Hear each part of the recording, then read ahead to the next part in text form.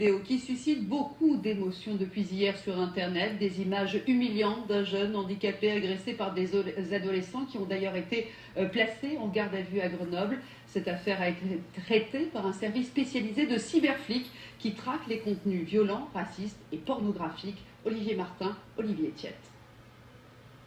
La vidéo a été mise en ligne il y a 2 jours par l'un des agresseurs. Elle dure quelques minutes.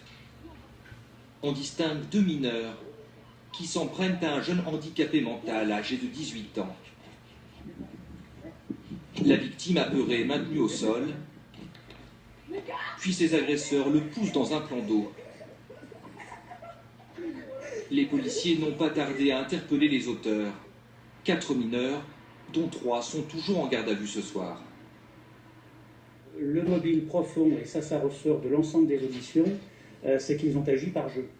Ils le disent d'ailleurs à plusieurs reprises, on a fait ça pour s'amuser. L'idée, très clairement exprimée au départ, c'est de mettre la victime dans l'eau.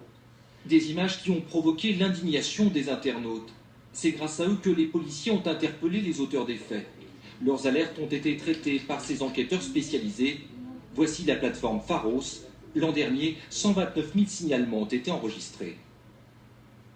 Les internautes sont extrêmement matures dans l'utilisation qu'ils font en fait, de ce contact qui est quand même relativement direct justement avec un site gouvernemental, un site public.